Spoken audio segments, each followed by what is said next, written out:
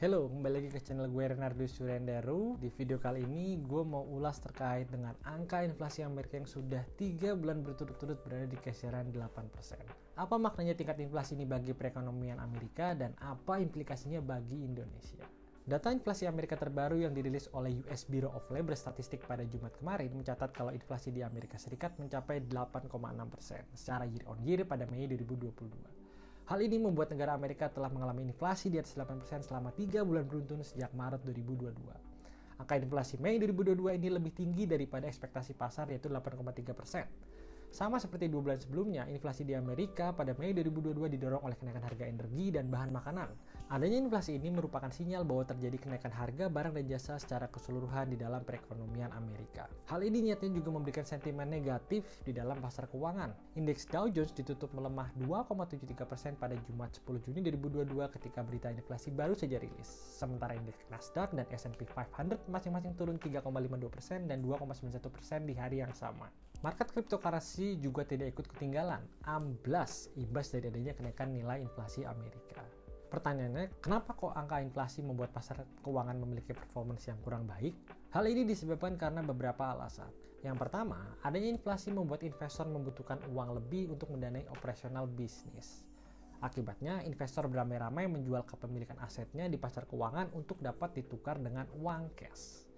Mekanisme pasar ini menyebabkan nilai aset keuangan menurun yang tercermin dari penurunan nilai-nilai saham. Yang kedua, adanya inflasi yang tinggi membuat prospek konsumsi masyarakat Amerika dipastikan akan mengalami penurunan. Akibatnya, perusahaan-perusahaan yang sudah go public akan menjadi lebih sulit untuk menggenjot profit di masa depan karena konsumsi masyarakat yang akan melambat. Alhasil, nilai saham pun berguguran secara beruntun dalam beberapa waktu terakhir. Adanya inflasi yang meradang ini semakin membuat Bank Sentral Amerika atau The Fed menaikkan suku bunga acuannya dengan lebih cepat. Langkah The Fed ini akan menandai berakhirnya rezim kebijakan moneter longgar atau dovish dan mulai diterapkan kebijakan moneter yang condong lebih ketat atau hawkish.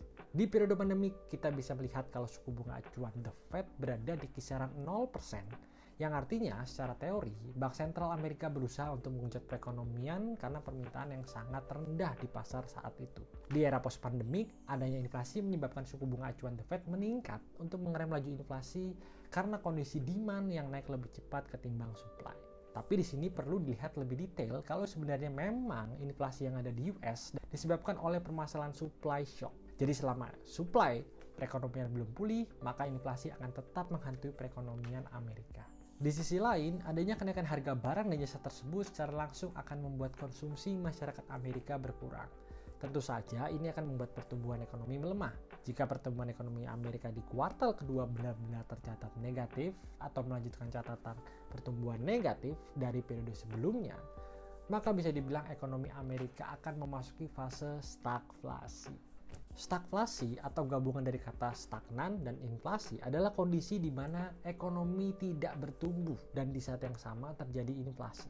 Dari beberapa sumber yang gue baca, emang sih peluang resesi dan stagflasi di Amerika akan semakin nyata dan ini tentu saja memberikan dampak untuk ekonomi di tingkat global. Sedangkan di belahan dunia yang lain yaitu Cina, ekonominya diramalkan juga akan menurun tahun ini akibat kebijakan zero covid policy-nya yang membuat kota-kota di lockdown ketika ada penemuan penyintas covid di satu wilayah. Sebagai salah satu motor perekonomian dunia, kondisi pertumbuhan ekonomi Cina yang diramalkan lambat akan mempengaruhi perekonomian global di tahun ini.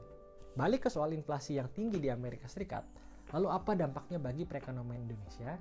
Pertama, dari sisi perdagangan, permintaan akan barang-barang ekspor Indonesia ke Amerika Serikat pasti akan berkurang.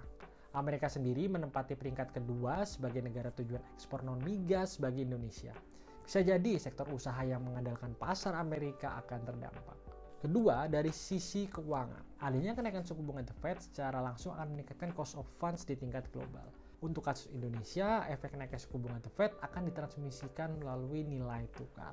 Naiknya suku bunga The Fed akan mendorong aliran modal dari negara berkembang akan kembali ke negara maju atau ke Amerika Serikat. Ini yang disebut dengan capital outflow, di mana menyebabkan sebuah mata uang akan menjadi terdepresiasi. Dari gambar ini kita juga bisa melihat kalau rupiah sebenarnya sudah memiliki tren yang melemah sejak awal tahun. Bisa terjadi karena kombinasi sentimen global dan aksi profit taking investor asing di pasar keuangan Indonesia.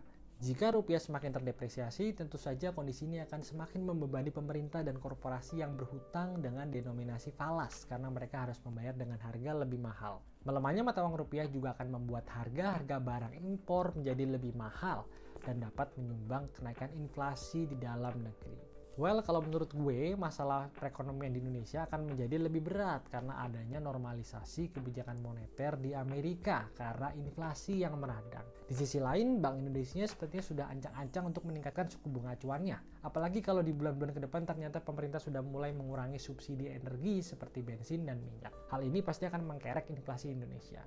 Di saat yang sama, kalau suku bunga acuan Bank Indonesia naik, suku bunga perbankan biasanya juga ikut naik. Ya, siap-siap aja kita bakal menghadapi kenaikan harga barang-barang dan naiknya suku bunga dalam waktu dekat. Oke, segitu aja video gua untuk kali ini. Semoga bermanfaat buat lo semua. And thank you for watching. See you in the next Rust Talks. Goodbye.